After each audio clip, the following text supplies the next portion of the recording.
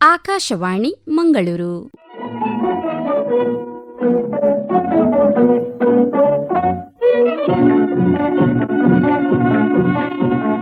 ದಾರಿದೀಪ. ಪ್ರಿಯ ಕೇಳುಗರಿಗೆ ವಂದನೆಗಳು ಹಾಗೂ ಇಂದಿನ ಯುವವಾಣಿ ದಾರಿದೀಪ ಕಾರ್ಯಕ್ರಮಕ್ಕೆ ಆತ್ಮೀಯ ಸ್ವಾಗತ.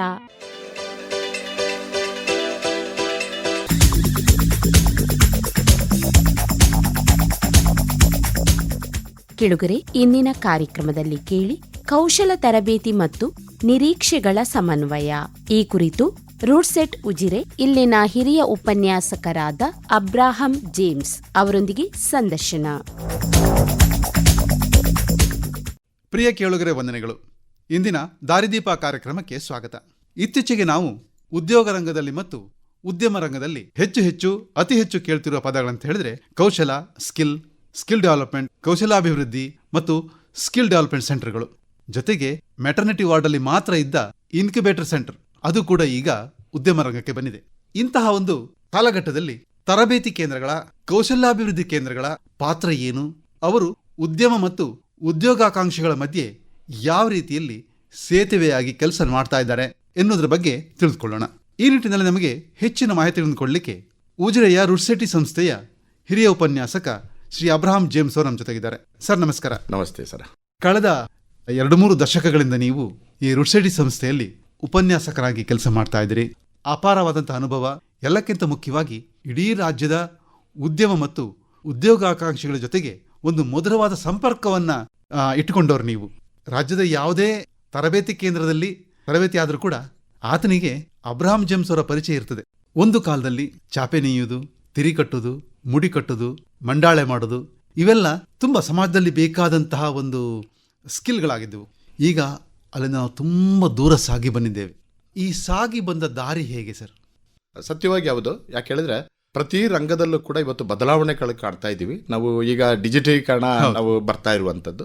ಮೊದಲೆಲ್ಲ ನಮಗೆ ಸ್ಕ್ರೀನ್ ಪ್ರಿಂಟಿಂಗ್ ಇತ್ತು, ಬುಕ್ ಬೈಂಡಿಂಗ್ ಬ್ಯಾಚ್ಗಳು ನಡೀತಾ ಇತ್ತು. ಆದರೆ ಕಾಲ ಬದಲಾದಂಗೆ ನಮ್ಮಲ್ಲೂ ಕೂಡ ಹೊಸ ತರಬೇತಿಗಳು, ಹೊಸ ವಿದ್ಯಾರ್ಥಿಗಳು ಕೂಡ ಇವತ್ತು ನಮ್ಮಲ್ಲಿಗೆ ಬರ್ತಾ ಇದ್ದಾರೆ. ಹೊಸ ಅನ್ವೇಷಣೆಗಳು ನಡೀತಾ ಇದೆ.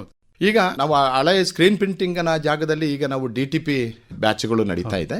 DTP ಬ್ಯಾಚ್ಗಳಲ್ಲಿ ಹೊಸ ವಿನ್ಯಾಸಗಳು, ಕಂಪ್ಯೂಟರೀಕರಣ ಮತ್ತು ಇದೆಲ್ಲ ಹೊಸ ತರಬೇತಿಗಳು ನಡೀತಾ ಇದೆ. ಆದ ಕಾರಣ ನಾವು ಏನು ಮಾಡ್ತೀವಿ, ಹಳೆ ಬ್ಯಾಚ್ಗಳನ್ನೆಲ್ಲ ನಾವು ಡ್ರಾಪ್ ಮಾಡಿಬಿಟ್ಟು ಹೊಸ ಬ್ಯಾಚ್ಗಳನ್ನು ನಾವು ಕಂಡಕ್ಟ್ ಮಾಡೋದ್ರತ್ತ ಸಾಕ್ತಾ ಇದ್ದೀವಿ. ಇನ್ನೊಂದು ನೀವು ಹೇಳಿದ್ರಿ, ಉದ್ಯಮ ಮತ್ತು ಉದ್ಯಮ ರಂಗದತ್ತ ನಾವು ಸೇತುವೆಯಾಗಿ ನಿಲ್ಲುವಂಥದ್ದು, ಅದು ಕೂಡ ಸತ್ಯ. ನಾವೀಗ 2 ವೀಲರ್ ದ್ವಿಚಕ್ರ ವಾಹನ ರಿಪೇರಿ ತರಬೇತಿ ಈಗ ನಮ್ಮಲ್ಲಿ ನಡೀತಾ ಇದೆ. ನನಗನ್ಸುತ್ತೆ 7-8 ಫೋನ್ ಕಾಲ್ಗಳು ನಮಗೆ ಬರ್ತಾ ಇದೆ ಬೇರೆ ಬೇರೆ ಕಂಪನಿಗಳಿಂದ. ನಮಗೆ ಬೇಕು, ವಿದ್ಯಾರ್ಥಿಗಳು ಬೇಕು, ಮೆಕ್ಯಾನಿಕ್ಸ್ ಬೇಕು, ನಮಗೆ ಶಾರ್ಟೇಜ್ ಇದ್ದಾರೆ, ಮೆಕ್ಯಾನಿಕ್ ಶಾರ್ಟೇಜ್ ಇದ್ದಾರೆ, ದಯವಿಟ್ಟು ನೀವು ಬನ್ನಿ. ನಾವು ಖಂಡಿತವಾಗಿ ಬಂದು ನಮ್ಮ ಹತ್ರ ಸಂದರ್ಶನ ಮಾಡಿ ತಗೊಂಡೋಗಿ ಅಂತ ನಾವು ಖಂಡಿತ ಹೇಳ್ತೀವಿ. ಅವರಿಗೆ ಕರ್ಕೊಂಡೋಗಿ ಅವ್ರು ನಿಮ್ಮ ಇದನ್ನು ಮಾಡ್ಬೋದು ಅಂತ. ಎರಡನೇದೇನು ಅಂತ ಹೇಳಿದ್ರೆ, ಹೊಸ ಉದ್ಯಮ ಸ್ಟಾರ್ಟ್ ಮಾಡುವವರಿಗೂ ಕೂಡ ಅವರಿಗೆ ಬೇಕಾದಂಥ ಸಪೋರ್ಟನ್ನು ನಾವಲ್ಲಿ ಮಾಡ್ತಾ ಇದ್ದೀವಿ. ಜೇಮ್ಸ್ ಅವರೇ, ಇದೊಂದು ಥರದ ವೈರುಧ್ಯ ಏನಂತ ಹೇಳಿದ್ರೆ, ಯಾವುದೇ ಉದ್ಯಮಪತಿ ಕೈಯಲ್ಲಿ ಕೇಳಿದ್ರು ಕೂಡ ನಮಗೆ ಸೂಕ್ತವಾದಂತಹ ಅಭ್ಯರ್ಥಿಗಳು ಸಿಗ್ತಾ ಇಲ್ಲ ಅಂತ ಹೇಳ್ತಾರೆ. ಇನ್ನೊಂದು ಕಡೆಯಿಂದ ಉದ್ಯೋಗ ಇಲ್ಲ ಅಂತ ಹೇಳುವಂತಹ ಒಂದು ದೊಡ್ಡ ಯುವಜನರ ಪಡೆ ಇದೆ. ಏನು ಕೊರತೆ ಇದೆ? ಇದು ಕೂಡ ಹಾಗೇನೆ. ಯಾಕೆ ಹೇಳಿದ್ರೆ ನಮ್ಮಲ್ಲಿ ಅತಿ ಹೆಚ್ಚು ಜನಸಂಖ್ಯೆ ಇದ್ದಾರೆ, ಆದರೆ ಕೌಶಲ್ಯ ಭರಿತ ಜನರು ಇವತ್ತು ಸಿಗ್ತಾ ಇಲ್ಲ. ಎಲ್ಲ ಉದ್ಯಮ ರಂಗದಲ್ಲೂ ಅದು ಕೂಡ ಶಾರ್ಟೇಜ್ ಆಗ್ತಾ ಇದೆ. ಆದರೆ ನಾವು ರೂಟ್ಸೆಟಿಯಲ್ಲಿ ಏನು ಮಾಡ್ತೀವಿ ಅಂತ ಹೇಳಿದ್ರೆ, ಕೌಶಲ್ಯಕ್ಕೆ ಹೆಚ್ಚು ಪ್ರಾಧಾನ್ಯತೆಯನ್ನು ಕೊಡುವಂಥದ್ದು. ಯಾಕೆಂತ ಹೇಳಿದ್ರೆ, ಒಬ್ಬ ಎಲೆಕ್ಟ್ರಿಷಿಯನ್ ಬಂದವ ಸುಮ್ಮನೆ ಬಂದು ಕಲಿತು ಸರ್ಟಿಫಿಕೇಟ್ ತಗೊಂಡು ಹೋಗುವಂಥದ್ದು ಆಗಬಾರ್ದು. ಆದ ಕಾರಣ ಪೂಜ್ಯ ಕಾವಂದ್ರು ಏನು ಮಾಡಿದ್ದಾರೆ ಅಂತ ಹೇಳಿದ್ರೆ, ಅವರಿಗೆ ಪ್ರಾಕ್ಟಿಕಲ್ಗೆ ಹೆಚ್ಚು ಒತ್ತು ಕೊಡಿ ಅಂತ ಯಾವಾಗಲೂ ಹೇಳ್ತಾರೆ. ಅದರಿಂದ ರಾತ್ರಿ 12 ಗಂಟೆ 1 ಗಂಟೆವರೆಗೂ ಕೂಡ ಅವರಿಗೆ ತರಬೇತಿಗಳು ನಡೀತಾ ಇರ್ತದೆ. ನಮ್ಮಲ್ಲಿ ಕಲಿತೋದಂತಹ ಯಾವುದು ಕೂಡ ಅವನು ಕೊರತೆ ಆಗದ ರೀತಿಯಲ್ಲಿ ಅವನ ತನ್ನ ಕೆಲಸವನ್ನು ಮಾಡಬೇಕು ಅಂತೇಳಿ ನಾವು ಮಾಡುವಂಥದ್ದು. ಇತ್ತೀಚೆಗೆ ಏನಾಗ್ತಿದೆ ಅಂತ ಹೇಳಿದ್ರೆ, ಕೆಲವರು ಅರ್ಧಂಬರ್ಧ ಕಲಿತು ಹೋಗ್ತಾರಲ್ಲ, ಅದರಿಂದ ಸಮಸ್ಯೆಗಳು ಬರುವಂಥದ್ದು. ಆದರೆ ಕಲಿಯುವಂಥ ವಿದ್ಯಾರ್ಥಿ 100% ನೀವು ಕಲಿತ್ರೆ ಖಂಡಿತ ಇದರಲ್ಲಿ ಕೊರತೆ ಆಗೋದಿಲ್ಲ. ಕೌಶಲ್ಯ ಭರಿತ ಜನರು ನಮ್ಮಲ್ಲಿ ಖಂಡಿತ 100% ಇದ್ದಾರೆ, ಒಳ್ಳೆ ಸ್ಕಿಲ್ಡ್ ಬರ್ತಾ ಇದ್ದಾರೆ. ಅದು ಖಂಡಿತ ಮಾಡಲಿಕ್ಕೆ ಸಾಧ್ಯತೆ ಇದೆ. ಭಾರತ ಅನ್ನುವಂಥದ್ದು ತುಂಬ ವಿಶೇಷವಾದಂತಹ ನೆಲ. ನಾನು ಆಗ್ತಾನೆ ಹೇಳಿದೆ, ಇಲ್ಲಿ ಚಾಪೆ ನೇಯುವುದು, ಬುಟ್ಟಿ ಮಾಡೋದು, ಹೆಡಿಗೆ ಮಾಡೋದು, ಮುಡಿ ಕಟ್ಟುವುದು, ಇವೆಲ್ಲವೂ ಸ್ಕಿಲ್ ಆಗಿದ್ದವು. ಕಾಲ ಎಷ್ಟು ಬದಲಾದರೂ ಕೂಡ ಭಾರತದಲ್ಲಿ ಇನ್ನೂ ಅವು ಸ್ಕಿಲ್ ಆಗಿ ಉಳಿದಿದ್ದಾವೆ. ಇನ್ನೂ ಬೇಕು. ಈಗಲೂ ಒಬ್ಬ ಬುಟ್ಟಿ ಮಾಡೋನಿಗೆ ಬೇಕಾದಂತಹ ಮನ್ನಣೆ ಇದೆ, ಗೌರವ ಇದೆ. ಜೊತೆಗೆ ಅತ್ಯಂತ ಆಧುನಿಕವಾದಂತಹ ಡಿಜಿಟಲ್ ತಂತ್ರಜ್ಞಾನಕ್ಕೆ ಬೇಕಾದಂತಹ ಕೌಶಲ್ಯಗಳಿಗೂ ಕೂಡ ಜನ ಬೇಕು, ಅವರಿಗೂ ಮನ್ನಣೆ ಇದೆ. ಇವೆರಡರ ನಡುವೆ ಒಂದು ಬ್ಯಾಲೆನ್ಸ್ ಕಂಡುಕೊಂಡು ಈ ತರಬೇತಿ ಸಂಸ್ಥೆಗಳು ಹೇಗೆ ಕಾರ್ಯಪ್ರವೃತ್ತರಾಗಬೇಕು, ಹೇಗೆ ಕಾರ್ಯನ ಮುಂದುವರಿಸಬೇಕು? ಎರಡೂ ಬೇಕಾಗುತ್ತೆ. ಯಾಕೆಳಿದ್ರೆ ನೀವು ಹೇಳ್ದಂಗೆ ಬುಟ್ಟಿ ನೇಯ್ಯೋರು ಇಲ್ಲದೆ ಇದ್ರೆ ಆಗುದಿಲ್ಲ, ಅವರೂ ಬೇಕು, ಕಂಬಾರರು ಬೇಕು, ಎಲ್ಲ ಯಾಕೆಳಿದ್ರೆ ಪ್ರತಿ ಕಸುಬುಗಳು ಕೂಡ ಜನಗಳಿಗೆ ಬೇಕು. ಮತ್ತೆ ನಿಮಗೆ ಗೊತ್ತಿದೆ, ಈಗ ಇತ್ತೀಚಿನ ದಿನಗಳೇನಾಗುತ್ತೆ ಅಂತ ಹೇಳಿದ್ರೆ ಹಳೆಯ ಸೈಕಲ್, ಹಳೆಯದೆಲ್ಲ ಈಗ ಕೂಡ ನಮಗೆ ಜನಗಳಿಗೆ ಬೇಕಾದಂತಹ ಕಾಲ ಅದು. ಅದನ್ನ ಎರಡೂ ಕೂಡ ನಮಗೆ ಬೇಕು, ಯಾವ್ದಾದ್ರು ಬಿಟ್ಬಿಡುವುದಲ್ಲ. ಆದ್ರೆ ಅದನ್ನು ನೋಡ್ಕೊಳ್ಬೇಕು. ಹೊಸ ತಂತ್ರಜ್ಞಾನಗಳು ಏನ್ ಬಂದಿದೆಯೋ ಅದನ್ನು ಕೂಡ ನೋಡುವಂಥದ್ದು. ಈಗ ಅವರಲ್ಲೂ ಹಾಗೇನೆ ಹೊಸ ಆಧುನಿಕವಾಗಿ ಏನ್ ಮಾಡ್ಲಿಕ್ಕೆ, ಮೊದಲೆಲ್ಲ ಏನಾಗುತ್ತೆ ಅಂತ ಹೇಳಿದ್ರೆ ಕೈಯಲ್ಲಿ ಮಾಡುವಂಥದ್ದು ಮಿಷಿನರಿ ಆಗಿ ಮಾಡ್ಲಿಕ್ಕೆ ಸಾಧ್ಯತೆ ಇರುವಂಥದ್ದು ಕೂಡ ಬಂದಿದೆ. ಅದರಿಂದ ತಂತ್ರಜ್ಞಾನವನ್ನು ಡೆವಲಪ್ ಮಾಡಿಕೊಂಡು ಹಳೆಯದನ್ನು ಕೂಡ ಉಳಿಸ್ಕೊಂಡು ನಾವು ಹೊಸ ತರಬೇತಿಗಳನ್ನು ಕೂಡ ಆಯೋಜನೆ ಮಾಡುವಂಥದ್ರತ್ತ ಗಮನ ಹರಿಸ್ತಾ ಇದ್ದೀವಿ. ಅದು ಕೂಡ ನಾವು ಮಾಡ್ತಾ ಇದ್ದೀವಿ ಸರ್. ಜೇಮ್ಸ್ ಅವರೇ, ಇಲ್ಲಿಗೆ ನಾವು ಕರೆಸುವಂತಹ ಉದ್ಯೋಗಾಕಾಂಕ್ಷಿಗಳು ಏನೋ ಒಂದು ತರಬೇತಿ ಪಡೆದು ಉದ್ಯೋಗ ಪಡೆದವರು ಅಥವಾ ಸ್ವೋದ್ಯಮ ಶುರು ಮಾಡಿದವ್ರನ್ನ ಮಾಡಿದಾಗ ಅವರು ಹೆಚ್ಚಾಗಿ ಹೇಳುವಂತಹದ್ದು, ಅವರಿಗೆ ಇಂತಹ ತರಬೇತಿ ಕೇಂದ್ರಗಳಿಗೆ ಹೋಗೋ ಮೊದಲು ಅಲ್ಲೇನು ಕೊಡ್ತಾರೆ, ಕೊಡ್ಲಿಕ್ಕೆ ಏನಿದೆ, ಇಂತಹ ಮನೋಭಾವದಲ್ಲೇ ನಾವು ಹೋಗ್ತೇವೆ. ಹೋದ್ಮೇಲೆ ನಮಗೊಂದು ಸೋಜಿಗೆ ಇರ್ತದೆ, ಹೌದು ನಾವು ತಿಳಿದಾದ ಎಷ್ಟೋ ಇದೆ ಅಂತ. ಅಂದರೆ ಎಲ್ಲೋ ಒಂದು ಕಡೆ ನಾವೇನು ನಿರೀಕ್ಷೆ ಮಾಡ್ತೇವೆ ಅದ್ರ ಬಗ್ಗೆ ನಮಗೆ ಸ್ಪಷ್ಟ ಕಲ್ಪನೆ ಇರೋದಿಲ್ಲ. ಹಾಗೆಯೇ ತರಬೇತಿ ಕೇಂದ್ರಗಳಿಗೆ ಕೂಡ ನಮಗೆ ಎಂತಹ ಅಭ್ಯರ್ಥಿಗಳು ಬೇಕು ಅನ್ನೋದ್ರ ಬಗ್ಗೆ ಸರಿಯಾದ ಮಾಹಿತಿ ಇರುವುದಿಲ್ಲ. ಹೀಗೆ ನಿರೀಕ್ಷೆ ಮತ್ತು ಒಂದು ಆತಂಕ ಎರಡು ಕಡೆ ಇರುವಂತಹದ್ದು. ಅಭ್ಯರ್ಥಿಗಳಲ್ಲಿ ನೀವು ನಿರೀಕ್ಷೆ ಮಾಡೋದೇನು ಮತ್ತು ಅಭ್ಯರ್ಥಿಗಳು ನಿಮ್ಮಿಂದ ಏನು ನಿರೀಕ್ಷೆ ಮಾಡ್ತಾರೆ ಸರ್? ಇದು ಕೂಡ ಹಾಗೇನೆ. ಯಾಕೆ ಅಂತ ಹೇಳಿದ್ರೆ ಸಾಧಾರಣವಾಗಿ ಏನಂತ ಹೇಳಿದ್ರೆ ನಮಗೆ ಯಾವಾಗಲೂ ನಾವು ಹೇಳ್ತೀವಿ, ನಿಮ್ಮ ಪ್ರೊಫೆಷನ್ನು ನಿಮ್ಮ ಫ್ಯಾಷನ್ನು ಒಂದೇ ಆಗಬೇಕು ಅಂತ. ನಿಮಗೆ ಇಷ್ಟವಿರುವ ಕಾಯಕವನ್ನು ನೀವು ಆಯ್ಕೆ ಮಾಡ್ಕೊಳ್ಬೇಕು ಅಂತ. ಈಗ ನನಗೆ ಏನಾಗುತ್ತೆ, ನನಗೆ ಒಂಚೂರು ಬ್ಯೂಟಿ ಪಾರ್ಲರ್ದ ಬಗ್ಗೆ ಆಸಕ್ತಿ ಇಲ್ಲದೆಯೇ ನಾನು ಟೈಲರಿಂಗ್ ಬಗ್ಗೆ ಆಸಕ್ತಿ ಮಾಡಿಕೊಂಡು ನಾನು ಬ್ಯೂಟಿ ಪಾರ್ಲರ್ನ ತರಬೇತಿ ತಗೊಂಡ್ರೆ ನಿಮಗೆ ಅಲ್ಲಿ ಸಕ್ಸಸ್ ಬರಲಿಕ್ಕೆ ಸಾಧ್ಯತೆ ಇಲ್ಲ. ಫಸ್ಟಿಗೆ ಬೇಕಾಗಿದೆ ಏನು ಅಂತ ಹೇಳಿದ್ರೆ ನಿಮ್ಮ ಇಚ್ಛಾಶಕ್ತಿ, ನಿಮಗೆ ಫ್ಯಾಷನ್, ನಿಮಗೆ ಇಷ್ಟ ಇರುವಂತಹ ಕಾಯಕ ಯಾವುದು, ಆ ಉದ್ಯೋಗವನ್ನು ನೀವು ಆಯ್ಕೆ ಮಾಡ್ಕೊಳ್ಬೇಕು. ನಮ್ಮಲ್ಲಿ ಬರುವಂಥ ತುಂಬ ಜನ ಇರ್ತಾರೆ, ಬೇರೆ ಬೇರೆ ಕೋರ್ಸ್ಗಳನ್ನು ಮಾಡಿರ್ತಾರೆ, ಮೆಕ್ಯಾನಿಕಲ್ ಮಾಡಿರ್ತಾರೆ ಅಥವಾ ಬೇರೆ ಮಾಡಿರ್ತಾರೆ. ಮಾಡಿದವ್ರನ್ನ ನಾವು ಕೇಳ್ತೀವಿ, ಯಾಕೆ ನೀವು ಅದಕ್ಕೆ ಹೋಗದೆ ಈ ತರಬೇತಿ ಯಾಕೆ ಬೇಕು ಅಂತ ಕೇಳಿದರೆ, ಸರ್ ಅದು ಪೇರೆಂಟ್ಸಿನ ಒತ್ತಾಯಕ್ಕೆ ನಾವು ಆ ಎಜುಕೇಷನ್ ಮಾಡಿದ್ದೀವಿ. ನನ್ನ ಇಷ್ಟದ ಆಯ್ಕೆ ಇದು ಸರ್, ನನಗೆ 2 ವೀಲರ್ ಇರ್ಬೋದು ಅಥವಾ ಎಲೆಕ್ಟ್ರಿಕಲ್ ಇರ್ಬೋದು, ನನಗೆ ನನ್ನ ಕಾಯಕ ಇದು, ಆದ್ದರಿಂದಾಗಿ ನಾನು ಇದಕ್ಕೆ ಬಂದೆ. ಅವತ್ತು ಅವರ ಒಂದು ಒತ್ತಾಯಕ್ಕೋಸ್ಕರ ನಾನು ಎಜುಕೇಷನನ್ನು ಮಾಡಿದ್ದು. ಆದರೆ ನನಗಿಷ್ಟವಾದಂಥ ಕಾಯಕ ನಾನು ಯಾವಾಗಲೂ ನಿಮಗೆ ಹೇಳುವಂಥದ್ದು ಏನು ಅಂತ ಹೇಳಿದ್ರೆ, ವಿದ್ಯಾರ್ಥಿಗಳಿಗೆ ಒಂದು ಸಂದೇಶ ಏನು ಅಂತ ಹೇಳಿದ್ರೆ, ನಿಮಗೆ ಇಷ್ಟವಾದಂಥ ಕಾಯಕವನ್ನು ನೀವು ಆಯ್ಕೆ ಮಾಡ್ಕೊಳ್ಬೇಕು. ನಂತರ ಖಂಡಿತ ನಿಮಗೆ ಇಷ್ಟವಾದಂಥ ಆಯ್ಕೆ ಮಾಡ್ಕೊಂಡು ಆದಮೇಲೆ ನೀವು ಅದನ್ನು ಕಲೀಲಿಕ್ಕೆ ಹೋದರೆ ಏನಾಗುತ್ತೆ, 100% ನೀವು ಅದರಲ್ಲಿ ತೊಡಗಿಸ್ಕೊಳ್ತೀರಾ. ಯಾವಾಗಲೂ ಏನು ಅಂತ ಹೇಳಿದ್ರೆ ಒಂದು ಕಾಯಕವನ್ನು ನೀವು 100% ಆಗಿ ನೀವು ಯುಟಿಲೈಸ್ ತಗೊಳ್ಬೇಕು, ಮಾಡಬೇಕು. ಆದರೆ ಮಾತ್ರ ಅದಕ್ಕೆ ಫಲಿತಾಂಶ ಬರ್ತದೆ, ರಿಸಲ್ಟ್ ಬರ್ತದೆ. ಇಲ್ಲಾಂದರೆ ಏನಾಗುತ್ತೆ ಅಂತ ಹೇಳಿದ್ರೆ ಎಲ್ಲೋ ಒಂದು ಕಡೆ ಯಾರೋ ಇಷ್ಟಕ್ಕೋಸ್ಕರ ನೀವು ತರಬೇತಿ ಉಚಿತವಾಗಿ ಸಿಗ್ತದೆ, ನಾನು ಹೋಗಿ ತರಬೇತಿ ಹಂಗಲ್ಲ. ನಿಮಗೆ ಇಷ್ಟವಾಗಿ ಮನಪೂರ್ವಕವಾಗಿ ನೀವು ತರಬೇತಿಯನ್ನು ಆಯ್ಕೆ ಮಾಡಿಕೊಂಡು ನೀವು ಅದನ್ನು ತರಬೇತಿಯನ್ನು ತಗೊಂಡ್ರೆ 100% ನೀವು ಆ ಉದ್ಯೋಗವನ್ನು ಮಾಡ್ತೀರಾ. ನಮ್ಮಲ್ಲೂ ಹಾಗೇನೆ, ಈಗ ಟೈಲರಿಂಗ್ ಇರುವಂಥದ್ದು 30 ದಿನ, ಎಲೆಕ್ಟ್ರಿಕಲ್ ತರಬೇತಿ 30 ದಿನ. ತುಂಬ ಜನ ನಮ್ಮಲ್ಲಿ ಸರ್ 30 ದಿನದಲ್ಲಿ ಹೆಂಗೆ ಕಲಿಸ್ತೀರಾ ನೀವು, ಹೆಂಗೆ ಆಗುತ್ತೆ ಇದು ಅಂತೇಳಿ. ಯಾಕೆಂದ್ರೆ ಹೊರಗಡೆ ನೀವು 1 ವರ್ಷದ ಕೋರ್ಸ್ ಇರ್ತದೆ, 6 ತಿಂಗಳ ಕೋರ್ಸ್ ಇರ್ತದೆ, ಇಲ್ಲಿ ನೀವು 1 ತಿಂಗಳಲ್ಲಿ ಹೆಂಗೆ ಕಲಿಸ್ತೀರಾ ಅಂತೇಳಿ. ನಮ್ಮಲ್ಲಿ ಏನಂತ ಹೇಳಿದ್ರು ಕರೆಕ್ಟಾದ ಒಂದು ಸಿಲೆಬಸ್ ಇದೆ. ಸಿಲೆಬಸ್ ಅಂತ ಹೇಳಿದ್ರೆ ಕೇವಲ ಇದು ಮಾತ್ರ ಅಲ್ಲ, ಸ್ಕಿಲ್ ಮಾತ್ರ ಅಲ್ಲ, ಅದರ ಜೊತೆಗೆ ಪರ್ಸನಾಲಿಟಿ ಡೆವಲಪ್ಮೆಂಟ್, ಮಾರ್ಕೆಟಿಂಗ್, ಸರ್ಕಾರದ ಯೋಜನೆಗಳು, ಸರ್ಕಾರದಿಂದ ಸಾಲ ಸೌಲಭ್ಯವನ್ನು ಹೇಗೆ ತಗೊಳ್ಬೇಕು, ಸಬ್ಸಿಡಿ ಹೇಗೆ ತಗೊಳ್ಬೇಕು, ಸಂಪೂರ್ಣವಾಗಿ ನಿಮ್ಮನ್ನು ಅದರಲ್ಲಿ ಇನ್ವಾಲ್ವ್ಮೆಂಟ್ ಮಾಡುವಂತಹ ಗೇಮ್ಗಳಿದೆ. ಒಂದು 3 ಗೇಮ್ ಇದೆ ಸರ್, ಬಹಳ ಬ್ಯೂಟಿಫುಲ್. ಒಂದು ರಿಂಗ್ ಟಾಸ್ ಗೇಮು, ಮತ್ತೊಂದು ಟವರ್ ಗೇಮು, ಮತ್ತೊಂದು ಬೋಟ್ ಗೇಮು ಅಂತೇಳಿ. ಈ 3 ಆಟದಲ್ಲಿ ಏನು ಅಂತ ಹೇಳಿದ್ರೆ ನಿನ್ನ ಸಾಮರ್ಥ್ಯ ಏನು ಅಂತ ನಿನಗೆ ಅರಿವಿಗೆ ಬರುವಂತಹ ಆಟಗಳನ್ನು ಅಲ್ಲಿ ಆಡಿಸ್ತೀವಿ. ಅದರ ಜೊತೆಗೆ ಬೆಳಿಗ್ಗೆ ಯೋಗಾಸನ, ಶ್ರಮದಾನ, ಇದೆಲ್ಲ ಏನಾಗುತ್ತೆ ಅಂತ ಹೇಳಿದ್ರೆ ತನ್ನನ್ನು ಸಂಪೂರ್ಣ ತೊಡಗಿಸಿಕೊಳ್ಳಿಕ್ಕೆ, ಇನ್ವಾಲ್ವ್ಮೆಂಟ್ ಮಾಡಲಿಕ್ಕೆ. ಮತ್ತು ಸಿಲೆಬಸ್ ಅನ್ನು ಕೂಡ ಪ್ರತಿಯೊಂದು ಸಿಲೆಬಸ್ ಇಂಥ ದಿನ ಇಂಥ ಕ್ಲಾಸ್, ಇಂಥ ದಿನ ಇಂಥ ಕ್ಲಾಸ್, ಅದನ್ನು ಕೂಡ ನಾವು ಅದನ್ನು ಮಾಡ್ತೀವಿ. ಅದರಿಂದ ಏನಾಗುತ್ತೆ 100% ಅವರು ಕಲಿತು ಹೋಗುವಂಥದ್ದನ್ನು ಕೂಡ ನಾವು ಕಾಣ್ಬೋದು. ತುಂಬ ಜನ ಸ್ಟೂಡೆಂಟ್ಗಳು ಟೈಲರಿಂಗ್ ಬಗ್ಗೆ ಏನೂ ಗೊತ್ತಿಲ್ಲದವರು, ಬಾಬಿನ್ ಕೇಸ್ ಹಾಕ್ಲಿಕ್ಕೆ ಗೊತ್ತಿಲ್ಲ, ಸೂಜಿಗೆ ನೂಲು ಹಾಕ್ಲಿಕ್ಕೆ ಗೊತ್ತಿಲ್ಲ, ಏನು ಗೊತ್ತಿಲ್ಲ, ಮಿಷನ್ನಲ್ಲಿ ಕೂತು ಗೊತ್ತಿಲ್ಲ. ಆದರೆ ಅಂಥ ವಿದ್ಯಾರ್ಥಿಗಳು ಕೊನೆ ದಿನ ಬಂದು ಮಾತಾಡಿದಾಗ ಅವರೇ ಡಿಸೈನ್ ಮಾಡಿದ, ಅವರೇ ಕಟ್ಟಿಂಗ್ ಮಾಡಿದ, ಅವರೇ ಹೊಲ್ದಂತಹ ಡ್ರೆಸ್ಸನ್ನು ಅವ್ರು ಹಾಕೊಂಡು ಅವ್ರು ಮಾತಾಡ್ತಾರೆ ಸರ್. ಅಷ್ಟು 100% ನಾವು ಅದನ್ನು ಕಲಿಸಿಕೊಡುವಂಥ ಪ್ರಯತ್ನ ಮಾಡ್ತೀವಿ. ಈಗ ನೀವು ಹೇಳಿದ ಮಾತನ್ನ ಮುಂದುವರಿಸೋದಾದ್ರೆ, ಇಂದಿನ ಎಷ್ಟೋ ಉದ್ಯಮಗಳಲ್ಲಿರುವ ಸಮಸ್ಯೆ ಅಂತ ಹೇಳಿದ್ರೆ ಉದ್ಯೋಗ ಬೇಕು ಅನ್ನೋ ಒಂದು ಒತ್ತಡದಲ್ಲಿ ಬರ್ತಾರೆ. ಖಂಡಿತ ಉದ್ಯೋಗ ಬೇಕು ಅವರಿಗೆ, ಯಾಕಂದ್ರೆ ಉದ್ಯೋಗ ಗಳಿಸೋದು ತುಂಬ ಕಷ್ಟ, ಬಂದಿರ್ತಾರೆ. ಆದರೆ ನಾವು ಎಷ್ಟೋ ಸಂಘ ಸಂಸ್ಥೆ ಉದ್ಯಮಗಳು ಕಾಣ್ತೇವೆ, ಅಲ್ಲಿಗೆ ಸಲ್ಲದವರು ಮಿಸ್ಫಿಟ್ಸ್ ಇರ್ತಾರೆ. ಅವರು ಯೂಸ್ಲೆಸ್ ಅಲ್ಲ, ಆದರೆ ಅಲ್ಲಿಗೆ ಮಿಸ್ಫಿಟ್ ಅವರು. ನಮ್ಮ ಎಷ್ಟೋ ಉದ್ಯಮಗಳ ಸಮಸ್ಯೆ ಅದು. ಇದನ್ನು ನಿವಾರಿಸಲಿಕ್ಕೆ ಏನು ಮಾಡಬೇಕು? ಅದಕ್ಕೆ ನಾನು ಆಗ ಹೇಳಿದಂಥ ಮಾತು ಖಂಡಿತ 100% ಸೂಟೇಬಲ್. ಯಾಕೆ ಅಂತ ಹೇಳಿದ್ರೆ ನಿಮಗೆ ಇಷ್ಟವಾದಂತಹ ಆಯ್ಕೆ. ಕೆಲವರು ಏನಾಗುತ್ತೆ ಅಂತ ಹೇಳಿದ್ರೆ ನೀವು ಆದಂಗೆ ಯೂಸ್ಲೆಸ್ ಅಲ್ಲ, ಅದಕ್ಕೆ ಮ್ಯಾಚ್ ಆಗ್ತಾ ಇಲ್ಲ ಅಂತ ಮಾತ್ರ ಸಮಸ್ಯೆ. ಅದಕ್ಕೆ ನಾನು ಹೇಳುವಂತ ನಿಮಗೆ ಮ್ಯಾಚ್ ಆದಂಥ ಉದ್ಯೋಗವನ್ನು ನೀವು ಆಯ್ಕೆ ಮಾಡ್ಕೊಳ್ಳಿ, ಆ ತರಬೇತಿಯನ್ನು ತಗೊಳ್ಳಿ. ಆ ತರಬೇತಿಯನ್ನು ತಗೊಂಡಾಗ ಏನಾಗುತ್ತೆ, ನೀವು 100% ಅದಕ್ಕೆ ನೀವು ಯುಟಿಲೈಸ್ ಆಗ್ತೀರಾ, ಅದಕ್ಕೆ 100% ನೀವು ಕೊಡ್ತೀರಾ. ನಿಮ್ಮ ಏನು ಸಾಮರ್ಥ್ಯ ಇದೆ ಅದನ್ನು 100% ಕೊಡಲಿಕ್ಕೆ ನಿಮ್ಮಿಂದ ಸಾಧ್ಯ ಆಗುತ್ತೆ. ಅದಕ್ಕೆ ನಾನು ಹೇಳುವಂಥ ನಿಮ್ಮ ಆಯ್ಕೆ ಚೆನ್ನಾಗಿರಬೇಕು. ಜೇಮ್ಸ್ ಅವರೇ, ನಾಡಿನಲ್ಲಿ ಹಲವಾರು ಸ್ತರಗಳ ಇಂತಹ ತರಬೇತಿ ಕೇಂದ್ರಗಳಿದ್ದಾವೆ, ಸ್ಕಿಲ್ ಡೆವಲಪ್ಮೆಂಟ್ ಸೆಂಟರ್ಗಳು. ಅದು ಒಂದು ಹಂತದಲ್ಲಿ ತುಂಬ ಫಾರ್ಮಲ್ ಆದಂತಹ ITI, ಪಾಲಿಟೆಕ್ನಿಕ್ ಮತ್ತು ಇಂಜಿನಿಯರಿಂಗ್, ಮತ್ತು ಅಲ್ಲಲ್ಲಿ ಅವರೇ ಮಾಡಿಕೊಂಡಿರುವಂತಹ ಕೌಶಲ್ಯ ಸೆಂಟರ್ಗಳು, ತರಬೇತಿ ಕೇಂದ್ರಗಳಿದ್ದಾವೆ. ಜೊತೆಗೆ ನಿಮ್ಮಂತಹ ತುಂಬ ಇನ್ಫಾರ್ಮಲ್ ಆಗಿ ನಡೆಯುವಂತಹ ಬೇರೆ ಬೇರೆ ಬ್ಯಾಂಕ್ಗಳು, ಸಂಘ ಸಂಸ್ಥೆಗಳು ಸೇರಿಕೊಂಡು ಮಾಡಿರುವಂತಹ ಸ್ಕಿಲ್ ಸೆಂಟರ್ಗಳಿದ್ದಾವೆ. ಈ ಎಲ್ಲ ಸ್ತರಗಳ ಕೌಶಲಾಭಿವೃದ್ಧಿ ಕೇಂದ್ರಗಳ ನಡುವೆ ಯಾವ ರೀತಿಯ ಸಮನ್ವಯ ಇದೆ, ಅಥವಾ ಎಲ್ಲವೂ ಕೆಲಸ ಮಾಡಿಕೊಂಡು ತುಂಬ ಗೊಂದಲದಲ್ಲಿ ನಡೀತಾ ಇದೆಯಾ, ಹೇಗೆ? ಹಂಗೇನಿಲ್ಲ. ಯಾಕೆ ಹೇಳಿದ್ರೆ ಈಗ ಇವತ್ತು ಕೇಂದ್ರ ಸರ್ಕಾರ ಇರ್ಬೋದು, ರಾಜ್ಯ ಸರ್ಕಾರ ಇರ್ಬೋದು, ಕೌಶಲ್ಯದ ಬಗ್ಗೆ ಹೆಚ್ಚು ಒತ್ತು ಕೊಡ್ತಾ ಇದ್ದಾರೆ. ಯುವಜನತೆ ಅದಕ್ಕೆ ಬೇಕಾದಂಥ ಮಾನದಂಡಗಳನ್ನು ಮಾಡ್ತಾ ಇದ್ದಾರೆ, ಅದಕ್ಕೆ ಬೇಕಾದ ಸ್ಕೀಮ್ಗಳನ್ನು ಕೂಡ ಮಾಡ್ತಾ ಇದ್ದಾರೆ. ಅದನ್ನ ಎಲ್ಲ ಕೂಡ ತಗೊಂಡು ಮಾಡ್ತಾ ಇದ್ದಾರೆ. ಖಂಡಿತ ಅದನ್ನ ಜನಗಳು ಉಪಯೋಗ ಮಾಡಬೇಕು ಅಂತ ಅಷ್ಟೇ ನಾನು ಕೇಳ್ಕೊಳ್ಳೋದು. ಜನ ಉಪಯೋಗ ಮಾಡಿದ್ರೆ ಖಂಡಿತ ಕೂಡ ಮುಂದೊಂದು ದಿನ ನಮ್ಮಲ್ಲಿ 100% ಯೂತ್ಗಳು ಇದನ್ನ ಉಪಯೋಗ ಮಾಡಿದ್ರೆ ಒಳ್ಳೆ ಒಂದು ಡೆವಲಪ್ಮೆಂಟ್ ಅನ್ನು ನಾವು ಕಾಣ್ಬೋದು ಸರ್. ರೂಟ್ ಸಿಟಿ ಮತ್ತು ಬ್ಯಾಂಕ್ ನಡುವೆ, ಅಂದರೆ ಅಲ್ಲಿಂದ ತರಬೇತಿ ಪಡೆದು ಅಲ್ಲಿಂದ ಹೊರಗೆ ಹೋಗುವ ಅಭ್ಯರ್ಥಿಗಳಿಗೆ ತಮ್ಮ ಉದ್ಯಮವನ್ನು ಸ್ಥಾಪನೆ ಮಾಡಲಿಕ್ಕೆ ಬ್ಯಾಂಕಿನ ಅನುಕೂಲಕ್ಕೋಸ್ಕರ ತುಂಬ ಉತ್ತಮವಾದಂತಹ ಒಂದು ಸಂವಹನ ಸಂಪರ್ಕ ನಿಮ್ಮಲ್ಲಿದೆ. ಜೊತೆಗೆ ಇನ್ಕ್ಯುಬೇಟರ್ ಸೆಂಟರ್ಗಳು, ತಾಂತ್ರಿಕ ಶಿಕ್ಷಣ ಸಂಸ್ಥೆಗಳನ್ನು ನಡೆಸುತ್ತಿರುವಂತಹ ಇನ್ಕ್ಯುಬೇಟರ್ ಸೆಂಟರ್, ಇದ್ರ ಜೊತೆಗೆ ಸಮನ್ವಯ ಸಾಧಿಸುವಂತಹ ಒಂದು ಕೆಲಸ ನಿಮ್ಮಿಂದ ಆಗಿದೆಯಾ ಸರ್? ಖಂಡಿತ ಇದು ಒಳ್ಳೆ ಪ್ರಶ್ನೆ. ಯಾಕೆಂದರೆ ತುಂಬ ಕಾಲೇಜುಗಳು ನಮ್ಮನ್ನು ಕಾಂಟ್ಯಾಕ್ಟ್ ಮಾಡ್ತಾ ಇದ್ದಾರೆ. ಅವರ ಸೆಂಟರ್ಗಳಲ್ಲಿ ಇನ್ಕ್ಯುಬೇಷನ್ ಸೆಂಟರ್ಗಳು ಓಪನ್ ಮಾಡಿದ್ದಾರೆ. ಫಾರ್ ಎಕ್ಸಾಂಪಲ್ ಹೇಳಿದ್ರೆ ನಮ್ಮ SDM ಕಾಲೇಜ್ ಉಜಿರೆಯಲ್ಲೂ ಕೂಡ ಅಂತ ಸೆಂಟರ್ ಇದೆ. ಅದಕ್ಕೆ ನಮ್ಮನ್ನ ಕಾಂಟ್ಯಾಕ್ಟ್ ಮಾಡ್ತಾರೆ, ನಮ್ಮ ಸಜೆಷನ್ ತಗೊಳ್ತಾರೆ. ನಮ್ಮ ಇದನ್ನು ತಗೊಂಡು ಅವರು ಖಂಡಿತ ಮಾಡ್ತಾ ಇದ್ದಾರೆ. ಹಂಗೆ ಬೇರೆ ಬೇರೆ ಕಾಲೇಜುಗಳು ಕೂಡ ಮಾಡ್ತಾ ಇದ್ದಾರೆ ಸರ್. ನಮ್ಮ ಸಲಹೆ ಸೂಚನೆಗಳನ್ನು ಅವರು ಕೂಡ ಅವರ ಕಮಿಟಿಯಲ್ಲಿ ಕೂಡ ನಮ್ಮನ್ನ ಇನ್ವಾಲ್ವ್ ಮಾಡ್ತಾ ಇದ್ದಾರೆ ಸರ್. ಇವತ್ತು ತುಂಬಾ ಕಾಲೇಜುಗಳು ಅದನ್ನು ಯೂಸ್ ಮಾಡ್ತಾ ಇದೆ. ಖಂಡಿತ ಅದು ಒಂದು ಒಳ್ಳೆ ಪ್ರಯೋಗ ಸರ್. ಇಷ್ಟು ವರ್ಷಗಳ ನಿಮ್ಮ ಅನುಭವದಲ್ಲಿ ನೀವು ನೂರಾರು ಸಾವಿರಾರು ಮಂದಿ ಅಭ್ಯರ್ಥಿಗಳನ್ನು ತರಬೇತಿ ಮಾಡಿ ಕಳಿಸಿದಿರಿ.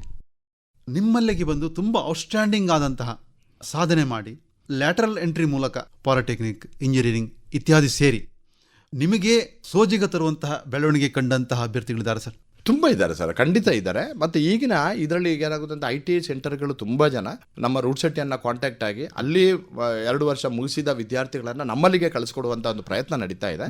ತುಂಬ ಚೆನ್ನಾಗಿದೆ. ಅದು ಕೂಡ ಹಾಗೇನೆ ಅವ್ರಿಗೆ ಈಗ ಎಲೆಕ್ಟ್ರಿಕಲ್ ಯಾರು ಕೇಡರ್ ವಿದ್ಯಾರ್ಥಿಗಳಿದ್ದಾರೋ ನಮ್ಮಲ್ಲಿ ಎಲೆಕ್ಟ್ರಿಕಲ್ ಬ್ಯಾಚ್ಗಳಿಗೆ, ಎಲೆಕ್ಟ್ರಾನಿಕ್ಸ್ ಕೇಡರ್ ಯಾರು ವಿದ್ಯಾರ್ಥಿಗಳಿದ್ದಾರೋ ಅದನ್ನು ನಮ್ಮ ಎಲೆಕ್ಟ್ರಾನಿಕ್ಸ್ ತರಬೇತಿಗಳಿಗೆ ತಗೊಳ್ತಾರೆ. ಅದರಿಂದ ಏನಾಗುತ್ತೆ ಅಂತ ಹೇಳಿದ್ರೆ ಅವರಿಗೆ ಒಂದು ವೇಳೆ ಬೇರೆ ಕಂಪನಿಗಳು ಚಾಯ್ಸ್ ಮಾಡದೇ ಇದ್ರೆ ನಾನು ಸ್ವಉದ್ಯೋಗ ಮಾಡಬಹುದು ಎಂಬಂತ ಒಂದು ಧೈರ್ಯ ಬರ್ತದೆ. ಅದೇ ರೀತಿಯಲ್ಲಿ ITI ಕಾಲೇಜುಗಳಿಗೂ ಕೂಡ ನಮ್ಮನ್ನು ಕರೀತಾ ಇದ್ದಾರೆ ಒಂದು ಅವೇರ್ನೆಸ್ ಕೊಡಲಿಕ್ಕೆ, ಸ್ವಉದ್ಯೋಗದ ಮಾಹಿತಿ ಕೊಡಿ. ಅಂದರೆ ಅವರಿಗೆ ಒಂದು ವೇಳೆ ಏನಾಗುತ್ತೆ ಬೇರೆ ಕಂಪನಿ ಇಲ್ಲ ಅಂತ ಹೇಳಿದ್ರೆ ನಿಮ್ಗೆ ಏನು ಬದುಕು ಇಲ್ಲ ಅಂತ ಆಗಬಾರ್ದು. ಖಂಡಿತ ಅವರಿಗೂ ಸ್ವಉದ್ಯೋಗ ಮಾಡ್ಬೋದು, ಇದರಿಂದಲೂ ಬದುಕಬಹುದು ಅಂತೇಳಿ ನಾವು ಸ್ವಉದ್ಯೋಗದ ಬಗ್ಗೆ ಒಂದು ಪ್ರೇರಣೆಗಳನ್ನು ಎಲ್ಲ ITI ಕಾಲೇಜುಗಳಲ್ಲೂ ನಾವು ಕಾಂಟ್ಯಾಕ್ಟ್ ಇದ್ದೀವಿ, ಮಾಡ್ತಾ ಇದ್ದೀವಿ ನಾವು. ಮತ್ತು ITI ಕಾಲೇಜುಗಳು ಕೂಡ ನಮ್ಮಲ್ಲಿಗೆ ವಿದ್ಯಾರ್ಥಿಗಳನ್ನು ಆ ಕೇಡರಿಗೆ ವಿದ್ಯಾರ್ಥಿಗಳಿಗೆ ಈಗ ತರಬೇತಿಗೆ ನಮ್ಮಲ್ಲಿಗೆ ಕೂಡ ಕಳಿಸ್ಕೊಡ್ತಾ ಇದ್ದಾರೆ. ನಮ್ಮಲ್ಲಿ ಕೆಲವೊಮ್ಮೆ ಏನಾಗುತ್ತೆ ಫುಲ್ ಆಗಿರ್ತದೆ, ಅನ್ಎಂಪ್ಲಾಯ್ಡ್ ಯೂತ್ಸ್ ಯಾರು ಹಾಕಿರ್ತಾರೆ ಅವ್ರು ಫುಲ್ ಆಗಿರ್ತದೆ. ಬಾಕಿದ ಸೀಟ್ಗಳನ್ನು ನಾವು ಏನು ಮಾಡ್ತೀವಿ ಇದ್ರೆ ಬರ್ಬೋದು ಅಂತೇಳಿ ಅವರಿಗೂ ಕೂಡ ಮಾಹಿತಿ ಕೊಡ್ತೀವಿ ನಾವು. ಸರ್, ಹೀಗೆ ಇಂತಹ ತರಬೇತಿ ಕೇಂದ್ರಗಳಲ್ಲಿ ಬೇರೆ ಬೇರೆ ಕೌಶಲ್ಯಗಳನ್ನು ಕಲಿತಂತಹ ಅಭ್ಯರ್ಥಿಗಳು, ಬೇರೆ ಬೇರೆ ಟ್ರೇಡ್ಗಳಲ್ಲಿ ತರಬೇತಿಗಳನ್ನು ಪಡೆದವರು, ಅವರ ಒಂದು ಅನುಭವ ಏನಂತ ಹೇಳಿದರೆ, ನಮಗೆ ಮಾಧ್ಯಮಗಳಲ್ಲಿ ಹೇಳಿದಷ್ಟು ಮತ್ತು ಇಂತಹ ತರಬೇತಿ ಕೇಂದ್ರಗಳಲ್ಲಿ ಹೇಳಿದಷ್ಟು ಸುಂದರವಾಗಿರುವುದಿಲ್ಲ ಮುಂದಿನ ಅನುಭವ. ಏನಂತ ಹೇಳಿದರೆ, ನಾವೇನೊಂದು ಉದ್ಯಮ ಸ್ಥಾಪನೆ ಮಾಡಲಿಕ್ಕೆ ಹೋದಾಗ ಬ್ಯಾಂಕ್ನಲ್ಲಿ ನಾವು ನಿರೀಕ್ಷೆ ಮಾಡಿದಷ್ಟು ಬೇಗವಾಗಿ ಕೆಲಸ ಆಗೋದಿಲ್ಲ. ನಮಗೆ ಮಾಧ್ಯಮಗಳಲ್ಲಿ ಕಂಡಷ್ಟು ಬ್ಯಾಂಕ್ನವ್ರು ನಮ್ಮನ್ನು ಆಮಂತ್ರಣ ಕೊಟ್ಟು ಕರೆದು ನಮ್ಮನ್ನು ಮಾಡ್ತಾರೆ, ಹಾಗೆ ಹೀಗೆ, ಅದೆಲ್ಲ ಅಷ್ಟಿಲ್ಲ, ಅಷ್ಟು ಸುಂದರವಾಗಿ ಏನೂ ಇಲ್ಲ ಪರಿಸ್ಥಿತಿ. ಅಲ್ಲಿ ಹತಾಶರಾಗುವ ಸಂದರ್ಭಗಳೇ ಹೆಚ್ಚು ಅನ್ನೋಂಥ ಒಂದು ಡ್ಯಾಂಪನರ್, ಅಂದರೆ ನಮ್ಮ ಉತ್ಸಾಹದ ಮೇಲೆ ತಣ್ಣೀರು ಎರಚುವಂತಹ ಒಂದು ವಾತಾವರಣ ಇದೆ ಅಂತ. ಇದನ್ನು ನೀವು ಆರಿಸುವಲ್ಲಿ ನೀವೆಷ್ಟು ಕಾರ್ಯಪ್ರವೃತ್ತರಾಗ್ಬೋದು, ಅದು ನಿಮ್ಮ ಕೆಲಸ ಆಗಿರೋದೆಲ್ಲ ಹೆಚ್ಚಾಗಿ, ಆದರೆ ನೀವು ಇದನ್ನು ಎಷ್ಟು ಗಂಭೀರವಾಗಿ ತಗೊಳ್ಬಹುದು? ನಮ್ಮಲ್ಲಿ ರೂಟ್ ಸಿಟಿಲಿ ನಾವೇನು ಮಾಡ್ತೀವಿ, ಇವತ್ತು ಕೆನರಾ ಬ್ಯಾಂಕ್ ಮತ್ತು SDM ಸ್ಪಾನ್ಸರ್ ಮಾಡುವಂಥ ಸಂಸ್ಥೆ. ಅದರಿಂದ ಕೆನರಾ ಬ್ಯಾಂಕ್ ನಮಗೆ ಸಪೋರ್ಟ್ ಮಾಡ್ತಾ ಇದೆ. ನಾವು ಪ್ರತಿ ಯಾರು ವಿದ್ಯಾರ್ಥಿಗಳು 35 ಜನ ಬರ್ತಾರೋ ಆ 35 ವಿದ್ಯಾರ್ಥಿಗಳ ಅಕೌಂಟನ್ನು ಓಪನ್ ಮಾಡಿಸಿ ನಾವು ಬ್ಯಾಂಕಲ್ಲಿ. ಆಮೇಲೆ ಅವರಿಗೆ ಬ್ಯಾಂಕಿಗೆ ಕಳಿಸ್ಕೊಡ್ತೀವಿ. ನೀವು ಹೇಳ್ದಂಗೆ ಕೆಲವು ಸಂದರ್ಭಗಳಲ್ಲಿ ಏನಾಗುತ್ತೆ ಅಂತ ಹೇಳಿದ್ರೆ ಬ್ಯಾಂಕ್ ಮ್ಯಾನೇಜರ್ ಸ್ವಲ್ಪ ಕೊಡೋದಿಲ್ಲ ಅಂತದ್ದು ಮಾಡಿ, ಆಗ ಏನಾಗುತ್ತೆ ದಾಖಲೆ ಪತ್ರಗಳು ಕರೆಕ್ಟ್ ಇರಬೇಕು. ನಾವು ನೋಡುವಂಥದ್ದು ಮಾನದಂಡ, ಸುಮ್ಮನೆ ನಾವು ಹೋಗಿ ಲೋನ್ ಕೇಳಿದ್ರೆ ನಾವು ಕೊಡೋಲ್ಲ ಅಂತ ಹಂಗೆ ಹೇಳಿದ್ರೆ ಆಗೋದಿಲ್ಲ. ನಮ್ಮ ದಾಖಲೆ ಪತ್ರ, ಸಿಬಿಲ್ ಪಾಯಿಂಟ್ ಅದೆಲ್ಲ ನಾವು ನೋಡಬೇಕಾಗುತ್ತೆ. ಅಂಥದ್ದೆಲ್ಲ ಕರೆಕ್ಟಾಗಿದ್ದು ಕೊಡೋದಿಲ್ಲ ಅಂತ ಹೇಳಿದ್ರೆ ಅವ್ರ ಹತ್ರ ನಾವು ಕೇಳ್ತೀವಿ, ಯಾಕಾಗಿ ಅವ್ನು ಏನು ಸಮಸ್ಯೆ ಏನು ಅಂತ ಕೇಳ್ತೀವಿ. ಅದರ್ವೈಸ್ ಇಲ್ಲ ಸರ್ ಇವತ್ತು ಇದು ಸಮಸ್ಯೆ ಇದೆ, ಆ ಸಮಸ್ಯೆಯಿಂದ ಕೊಡ್ಲಿಕ್ಕೆ ಆಗೋದಿಲ್ಲ ಅಂತ ಹೇಳ್ತಾರೆ. ಸಮಸ್ಯೆ ಇಲ್ಲದಿದ್ದರೆ ಖಂಡಿತವಾಗಿಯೂ ಕೂಡ ನಾವು ರೂಟ್ ಸಿಟಿಯಿಂದ 100% ಅವರಿಗೆ ನಾವು ಪ್ರೊವಿಷನ್ ಮಾಡುವಂಥ ಕೆಲಸ ಮಾಡ್ತಾ ಇದ್ದೀವಿ. ಎಷ್ಟೋ ನಿರುದ್ಯೋಗಿಗಳಿಗೆ ಸ್ವಉದ್ಯೋಗ ಮಾಡಲಿಕ್ಕಾಗಿ ನಮ್ಮ ಬ್ಯಾಂಕ್ಗಳಿಂದ ಬೇರೆ ಬ್ಯಾಂಕ್ಗಳಿಂದ ಕೂಡ ನಾವು ಸಪೋರ್ಟನ್ನು ನಾವು ನಾವೇ ಮಾಡಿಸಿಕೊಡುವಂಥ ಖುದ್ದಾಗಿ ಮಾಡಿಸಿಕೊಡುವಂಥ ಪ್ರಯತ್ನ ನಡೀತಾ ಇದೆ ಸರ್. ಸದ್ಯಕ್ಕೆ ಭಾರತದಲ್ಲಿ ಅಂತ ಹೇಳಿದರೆ ಶಿಕ್ಷಣ ಮತ್ತು ಸ್ಕಿಲ್ ಅವೆರಡೂ ಒಂದು ನೆಲೆಯಲ್ಲಿ ಒಂದಾಗುವಂತಹ ಎಲ್ಲ ಲಕ್ಷಣಗಳು ಕಂಡು ಬರ್ತಾ ಇದ್ರು ಕೂಡ ಇನ್ನೂ ನಮ್ಮ ಶಿಕ್ಷಣ ಯುರೋಪ್ ಮತ್ತು ಅಮೆರಿಕದ ಶಿಕ್ಷಣ ಪದ್ಧತಿ ಹೋಲಿಸಿದರೆ ತುಂಬ ಹಿಂದುಳಿದಿದೆ ಅಂತ ಹೇಳೋರಿದ್ದಾರೆ. ಅಲ್ಲಿಯ ಶಿಕ್ಷಣದಲ್ಲಿಯೇ ಹಾಸುಹೊಕ್ಕಾಗಿರುವಂತಹ ತರಬೇತಿಯ ಕ್ರಮಗಳು, ಸ್ಕಿಲ್ ಡೆವಲಪ್ಮೆಂಟ್ ಒಂದು ಲಕ್ಷಣ ನಮ್ಮಲ್ಲಿನ್ನೂ ಬರಬೇಕಷ್ಟೇ. ನಮ್ಮ ಈ ತರಬೇತಿ ಸಂಸ್ಥೆಗಳು ಈ ಒಂದು ಕ್ರಮವನ್ನು ಅಂದರೆ ನಮ್ಮ ಶಿಕ್ಷಣ ಪದ್ಧತಿಯಲ್ಲಿಯೇ ಸ್ಕಿಲ್ ಜೊತೆಯಾಗಿ ಹೋಗುವಂತೆ ಮಾಡಲಿಕ್ಕೆ ನಮ್ಮ ಶಿಕ್ಷಣ ಪದ್ಧತಿಗಳು ನಮ್ಮ ಈ ಸ್ಕಿಲ್ ಸೆಂಟರ್ಗಳ ಸಹಕಾರವನ್ನು ಯಾವ ರೀತಿಯಲ್ಲಿ ಪಡ್ಕೊಳ್ಬಹುದು? ಇದು ಕೂಡ ಹಾಗೇನೆ. ಯಾಕೆಂತ ಹೇಳಿದ್ರೆ ನೀವು ಒಂದು ತರಬೇತಿ ನಾವು ಎಜುಕೇಶನ್ ಮುಗಿಸುವವರೆಗೆ ನಮಗೆ ಏನು ತರಬೇತಿ ಆಗುದಿಲ್ಲ, ಎಜುಕೇಶನ್ ನಡೀತಾ ಇದೆ, ನಾಲೆಜ್ ಇರ್ತದೆ, ಹೌದು ವಿದ್ಯಾಭ್ಯಾಸ ನಡೀತಾ ಇದೆ, ಏನು ಸಮಸ್ಯೆ ಇಲ್ಲ. ನಮಗೆ ಟೆನ್ಷನ್ ಬರೋದು ಯಾವಾಗ ಅಂತ ಹೇಳಿದ್ರೆ ನಮ್ದೆಲ್ಲ ಎಜುಕೇಶನ್ ಮುಗಿಸಿ ಮುಂದೇನು ಎಂಬಂತ ಒಂದು ಪ್ರಶ್ನಾರ್ಥಕ ಚಿಹ್ನೆ ಎಲ್ಲರ ಯುವಕರು ಯುವತಿಯರ ಮನಸ್ಸಲ್ಲಿ ಕಾಡ್ತದೆ, ಮುಂದೆ ಏನು ಮಾಡೋದು ಅಂತ ಹೇಳಿ. ಕೆಲವರು ಹೈಯರ್ ಎಜುಕೇಶನ್ ಇದಕ್ಕೆ ಹೋಗ್ತಾರೆ, ಕೆಲವರು ಏನಾಗುತ್ತೆ ಅಂತ ನಾನು ಏನು ಮಾಡಬೇಕು ಎಂಬಂತ ಒಂದು ಐಡಿಯಾನೇ ಗೊತ್ತಾಗೋದಿಲ್ಲ. ಅದಕ್ಕೆ ಒಂದು ಮಾಡ್ಬೋದು, ಕಾಲೇಜುಗಳಲ್ಲಿ ನೀವು ಪ್ರತಿ ವರ್ಷ ಫೈನಲ್ ಇಯರ್ಸ್ ವಿದ್ಯಾರ್ಥಿಗಳಿಗೆ ಒಂದು ಸ್ವ ಉದ್ಯೋಗದ ಮಾಹಿತಿ ಶಿಬಿರಗಳನ್ನು ಪ್ರತಿ ಕಾಲೇಜುಗಳು ಏರ್ಪಡಿಸಿದಾಗ ಖಂಡಿತವಾಗಿ ಅವರಿಗೆ ಇದೊಂದು ವಿಷಯ ಗೊತ್ತಾಗುತ್ತೆ, ಸ್ವ ಉದ್ಯೋಗ ಮಾಡ್ಲಿಕ್ಕೆ ಕೂಡ ಅವಕಾಶ ಇದೆ ಅಂತೇಳಿ. ನಾವು ಈ ಸತಿ 2-3 ಕಾಲೇಜುಗಳನ್ನು ಕಾಂಟ್ಯಾಕ್ಟ್ ಮಾಡಿದ್ದೀವಿ. ಏನು ಅಂತ ಹೇಳಿದ್ರೆ ಒಂದು ಎಂಟರ್ಪ್ರಿನರ್ಶಿಪ್ ಡೆವಲಪ್ಮೆಂಟ್ ಪ್ರೋಗ್ರಾಮ್ ಮಾಡೋಣ ಅಂತ, ಉದ್ಯಮಶೀಲತಾ ತರಬೇತಿ ಅಂತೇಳಿ ಒಂದು 13 ದಿನದ. ಯಾರು ಡಿಗ್ರಿ ಮುಗಿಸಿ ನಾನು ಸ್ವ ಉದ್ಯೋಗ ಮಾಡಬೇಕು ಎಂಬಂತ ಆಸೆಯಲ್ಲಿ ಇರ್ತಾರೋ ಅಂಥವರಿಗೋಸ್ಕರ ಒಂದು 13 ದಿನದ ಒಂದು ಕಾರ್ಯಕ್ರಮ ನಾವು ಜನವರಿ ತಿಂಗಳಿಗೆ ಅದನ್ನು ಪ್ರಾರಂಭ ಮಾಡುವಂಥ ಹಂತದಲ್ಲಿದ್ದೀವಿ. ಅದ ಕಾರಣ ಒಂದು 4-5 ಕಾಲೇಜುಗಳನ್ನು ಮಾತಾಡಿದ್ವಿ. ಸ್ಪೆಷಲ್ ಆಗಿ ನಮ್ಮ SDM ಕಾಲೇಜಿಗೂ ಮಾತಾಡಿದ್ವಿ. ಅಲ್ಲಿಂದ ಅವರು ವಿದ್ಯಾರ್ಥಿಗಳು ಯಾರು ಸ್ವ ಉದ್ಯೋಗ ಮಾಡ್ಲಿಕ್ಕೆ ಆಸಕ್ತಿ ಇರ್ತಾರೋ ಅಂತ ವಿದ್ಯಾರ್ಥಿಗಳನ್ನ ಕಳಿಸ್ಕೊಡ್ತೀನಿ ಅಂತ ಒಂದು ಇದನ್ನ ನಡೆದಿದೆ, ಮಾತುಕತೆ ನಡೀತಾ ಇದೆ ಸರ್. ಅಂಥದ್ರಲ್ಲಿ ಬೇರೆ ಕಾಲೇಜುಗಳು ಕೂಡ ಅದಕ್ಕೆ ಜಾಯಿನ್ ಆಗ್ಬೋದು. ಒಂದು ಒಳ್ಳೆಯ ಒಂದು ಪ್ರಯತ್ನ ನಮ್ದು. ಯಾಕೆ ಅಂತ ಹೇಳಿದ್ರೆ ಆಫ್ಟರ್ ಡಿಗ್ರಿ ಅಥವಾ ಗ್ರಾಜುಯೇಷನ್ ಆದಮೇಲೆ ನಾನು ಎಂಟರ್ಪ್ರಿನಿಯರ್ ಆಗುವಂತ ಯಾರು ಆಸೆ ಕಟ್ಕೊಂಡಿದ್ದಾನೋ ಅಥವಾ ಕನಸು ಕಟ್ಕೊಂಡಿದ್ದಾರೋ ಅಂಥವ್ರನ್ನ ನಾವು ಸೆಳೆದು ಅವರಿಗೊಂದು ಮಾಹಿತಿ ಕೊಟ್ಟು ಅವರನ್ನ ಸ್ವಾಉದ್ಯೋಗಿಗಳಾಗುವಂಥ ಒಂದು ಪ್ರಯತ್ನ ನಾವು ಮಾಡ್ತಾ ಇದ್ದೀವಿ. ಖಂಡಿತ ಅದಕ್ಕೆ ಎಲ್ಲರೂ ಕೈ ಜೋಡಿಸಬೇಕು ಅಂತ ನಾನು ಪ್ರಾರ್ಥಿಸ್ತಾ ಇದ್ದೀನಿ. ಸರಿಗ ಯುರೋಪಿನ ಹಲವು ದೇಶಗಳಲ್ಲಿ ಮತ್ತು ಮುಖ್ಯವಾಗಿ ಅಮೆರಿಕದಲ್ಲಿ ಅವರು ಇನ್ನೊಂದು ಮಜಲನ್ನು ತಲುಪಿ ಆಗಿದೆ. ಏನಂದರೆ ಉದ್ಯೋಗ ಮತ್ತು ಸೋದ್ಯೋಗ ಇವೆರಡು ನಡುವೆ ವ್ಯತ್ಯಾಸವಿಲ್ಲದ ಹಾಗೆ ಅಥವಾ ಗೆರೆ ಇದ್ದರೂ ಕೂಡ ಆ ಗೆರೆ ಅಳಿಸಿ ಹೋಗುವ ಹಾಗೆ ಅಷ್ಟು ಮುಂದಕ್ಕೆ ಹೋಗಿ ಆಗಿದೆ. ನಮ್ಮಲ್ಲಿ ಆ ವಾತಾವರಣ ಕಾಣಲಿಕ್ಕೆ ಇನ್ನೆಷ್ಟು ದಿನ ಬೇಕು ಸರ್? ಖಂಡಿತ ಇದು ಒಳ್ಳೆ ಪ್ರಯತ್ನ ನಡೀತಾ ಇದೆ. ಯಾಕಂದರೆ ಪೂಜ್ಯ ಕಾವಂದರು 1982ರಲ್ಲಿ ಈ ಒಂದು ಆಲೋಚನೆ ಮಾಡಿರುವಂಥದ್ದು. ಅಂದರೆ 42 ವರ್ಷಗಳಾಗಿದೆ ಈಗ. ಖಂಡಿತ ಹೆಚ್ಚು ದೂರ ಹೋಗಬೇಕಾಗಿಲ್ಲ. ನಮ್ಮಲ್ಲಿ ಕೂಡ ಒಳ್ಳೊಳ್ಳೆ ಎಂಟರ್ಪ್ರಿನರ್ಸ್ ಇದ್ದಾರೆ. ರೂಟ್ ಸಿಟಿಯಿಂದನೇ ನಾವು ಈಗಾಗಲೇ 5-6 ಲಕ್ಷ ಜನರಿಗೆ ನಾವು ತರಬೇತಿಯನ್ನು ಕೊಟ್ಟಿದ್ದೀವಿ. ನಾವು ರೂಟ್ ಸಿಟಿ ಎಂಟೈರ್ ಕಂಟ್ರಿಯಲ್ಲಿ RCT ಮೂಲಕ ಕೂಡ ಸಾವಿರಾರು ಜನಗಳಿಗೆ ನಾವು ಲಕ್ಷಗಟ್ಟಲೆ ಜನಗಳಿಗೆ ತರಬೇತಿ ಕೊಡ್ತಾ ಇದ್ದೀವಿ. ಖಂಡಿತ ಇದು ದೊಡ್ಡ ರೆವಲ್ಯೂಷನ್ ನಡೀತಾ ಇದೆ. ಕೆಲವೇ ದಿನಗಳಲ್ಲಿ ಖಂಡಿತ ಇದೊಂದು ಬದಲಾಗುವಂಥ ಸನ್ನಿವೇಶ ಬಂದೇ ಬರ್ತದೆ ಸರ್. ಯಾಕಂದರೆ ನಾವು ನೋಡ್ತಾ ಇದ್ದಂಗೆ ಹಳೆಯ ಭಾರತಕ್ಕೂ ಈಗಿನ ಭಾರತಕ್ಕೂ ತುಂಬ ವ್ಯತ್ಯಾಸ ಆಗಿದೆ ಸರ್. ಖಂಡಿತ ಕೆಲವಷ್ಟು ದಿನಗಳಲ್ಲಿ ನಾವು ತುಂಬ ಬದಲಾಗ್ತೀವಿ ಸರ್. ಸರ್, ಇವಾಗಲೂ ಕೂಡ ಒಂದು ದೊಡ್ಡ ಸಂಖ್ಯೆಯ ಅಥವಾ ದೊಡ್ಡ ಪ್ರಮಾಣದ ಯುವ ಜನರಲ್ಲಿ ಒಂದಿದೆ, ತನ್ನ ಆಸಕ್ತಿ ಏನು, ತನ್ನ ಒಲವೇನು ನೋಡ್ಕೊಳ್ಳೋದಕ್ಕಿಂತ ತನ್ನ ಆಸಕ್ತಿ ಏನು, ಒಲವು ಏನು ಅನ್ನೋದನ್ನು ನೋಡ್ಕೊಳ್ಳೋದಕ್ಕಿಂತ ಮುಖ್ಯವಾಗಿ ಸಮಾಜದಲ್ಲಿ ಯಾವುದಕ್ಕೆ ಹೆಚ್ಚು ಇದಿದೆ, ಬೇಡಿಕೆ ಇದೆ ಅನ್ನೋದರ ನೆಲೆಯಲ್ಲಿ ಅವನು ಆಯ್ಕೆ ಮಾಡಿಕೊಳ್ಳುವ ಒಂದು ಸಂದರ್ಭ ಕೂಡ ಇದೆ. ಈಗ ಯಾವುದಕ್ಕೆ ಹೆಚ್ಚು ಡಿಮಾಂಡ್ ಇದೆ ಅಂತ ನೋಡಿಕೊಂಡು ಹೋಗುವಂಥದ್ದು. ಈಗ ನೀವು ನೋಡ್ತಾ ಬಂದ ಹಾಗೆ ಯಾವುದಕ್ಕೆ ಹೆಚ್ಚು ಬೇಡಿಕೆ ಇರ್ತದೆ ಮತ್ತು ಗ್ರಾಮೀಣ ಪರಿಸರದ ವಿದ್ಯಾರ್ಥಿಗಳು ಹೆಚ್ಚಾಗಿ ಯಾವ ಕಡೆಗೆ ಒಲವು ತೋರಿಸ್ತಾರೆ ಮತ್ತು ಪೇಟೆ ಪಟ್ಟಣಗಳ ವಿದ್ಯಾರ್ಥಿಗಳು, ಅರ್ಬನ್ ಪ್ರದೇಶಗಳ ವಿದ್ಯಾರ್ಥಿಗಳು, ಯುವ ಜನರು ಹೆಚ್ಚಾಗಿ ಯಾವುದನ್ನು ಕಾಯಸ್ ಮಾಡ್ತಾರೆ ಸರ್? ಇದರಲ್ಲೂ ಕೂಡ ನಮ್ದು ಹೇಗೆ ಅಂತ ಹೇಳಿದ್ರೆ ನಮ್ಮಲ್ಲಿ ಈಗ ಅಗ್ರಿಕಲ್ಚರ್ ಬ್ಯಾಚ್ಗಳಿಗೆ ಕೆಲವು ಬ್ಯಾಚ್ಗಳಿಗೆ ಜನ ಕಡಿಮೆ ಇದೆ, ಆದರೆ ಕೆಲವು ಬ್ಯಾಚ್ಗಳಿಗೆ ತುಂಬ ಜನ ಬರ್ತಾರೆ. ಈಗ ನಾವು ಕೋಳಿ ಸಾಕಾಣಿಕೆ ಒಂದು ಮಾಡ್ತಾ ಇದ್ದೀವಿ, ಮತ್ತೊಂದು ಜೇನು ಸಾಕಾಣಿಕೆ ಇದೆ. ಅದು ಅತಿ ಹೆಚ್ಚು ಜನಗಳು ಇವತ್ತು ಯುವಕರು ತುಂಬ ಆಸಕ್ತರಿಂದ ಬರ್ತಾ ಇದ್ದಾರೆ. ಕೃಷಿ ಬ್ಯಾಚ್ಗಳಲ್ಲಿ ಇದೆರಡು ಡಿಮಾಂಡ್ ಇರುವಂಥ ತರಬೇತಿಗಳು. ಮತ್ತು ಹೈನುಗಾರಿಕೆ ಮಾಡ್ತಾ ಇದ್ದೀವಿ. ಆಮೇಲೆ ಬೇರೆ ಬೇರೆ ತರಬೇತಿಗಳು ನಮ್ಮಲ್ಲಿ ನಡೀತಾ ಇದೆ. ರಬ್ಬರ್ ಟ್ಯಾಪಿಂಗ್ ಮಾಡಿದ್ವಿ ಈ ವರ್ಷ. ಹಾಗೆ ಬೇರೆ ಬೇರೆ ತರಬೇತಿಗಳು ನಡೀತಾ ಇದೆ ಕೃಷಿ ರಿಲೇಟೆಡ್. ಇನ್ನೊಂದು ಏನು ಅಂತ ಹೇಳಿದ್ರೆ ಸೇವೆಗೆ ಸಂಬಂಧಪಟ್ಟ ಸರ್ವಿಸ್ ಸೆಕ್ಟರ್ಲಿದೆ. ಅದರಲ್ಲಿ beauty parlour, men's parlour, mobile repair, CC camera, ಆಮೇಲೆ ಎಲೆಕ್ಟ್ರಾನಿಕ್ಸ್ ಇಂಥ ತರಬೇತಿಗಳು ನಡೀತಾ ಇದೆ. ಇದರಲ್ಲಿ ಮೊಬೈಲ್ ರಿಪೇರಿ ಸ್ವಲ್ಪ ಡಿಮಾಂಡ್ ಜಾಸ್ತಿ ಇರುವಂಥದ್ದು, ಅತಿ ಹೆಚ್ಚು ಜನ ಉಪಯೋಗ ಮಾಡ್ತಾರೆ. ಅದರಿಂದ ಮೊಬೈಲ್ ರಿಪೇರಿಗೂ ಕೂಡ ಒಳ್ಳೆ ಜನ ಬರ್ತಾರೆ. ಬಾಕಿ ಇರುವಂಥದ್ದು ಕೂಡ ನಮಗೇನು ಜನ ಕಡಿಮೆ ಆಗಲಿಲ್ಲ, ಎಲ್ಲದಕ್ಕೂ ಜನ ಬರ್ತಾರೆ, ಆದರೆ ಸ್ವಲ್ಪ ಡಿಮಾಂಡ್ ಜಾಸ್ತಿ ಇರುವಂಥದ್ದು. ಇನ್ನು ಬ್ಯೂಟಿ ಪಾರ್ಲರ್ ಆಗಿದೆ, ಮಹಿಳೆಯರಲ್ಲಿ ಮತ್ತು ಇದರಲ್ಲಿ ಮೆನ್ಸ್ ಪಾರ್ಲರ್ 2 ಬ್ಯಾಚ್ ಮಾಡ್ತಾ ಇದ್ವಿ. 2ಕ್ಕೂ ಕೂಡ ತುಂಬಾ ಜನ ಬರ್ತಾ ಇರುವಂಥದ್ದು. ಇನ್ನೊಂದು ಪ್ರಾಡಕ್ಟ್ ಸೆಕ್ಟರ್ ತರಬೇತಿಗಳಿದೆ. ಅದರಲ್ಲಿ ಏನು ಹೇಳಿದ್ರೆ ಟೈಲರಿಂಗ್, ಎಂಬ್ರಾಯ್ಡರಿ, ಅದಕ್ಕೆ ಯಾವಾಗಲೂ ಡಿಮಾಂಡ್ ಇರುವಂಥ 2 ಕ್ಷೇತ್ರಗಳು. ಯಾವಾಗಲೂ ಹಾಗೇನೆ, ಯಾವಾಗ ಡಿಮಾಂಡ್ ಕಡಿಮೆ ಆಗೋದಿಲ್ಲ. ಟೈಲರಿಂಗ್ ಇರ್ಬೋದು, ಎಂಬ್ರಾಯ್ಡರಿ ಆಗ್ಬೋದು, ಒಳ್ಳೆ ಸ್ಕೋಪ್ ಬರ್ತಾ ಇರುವಂಥದ್ದು.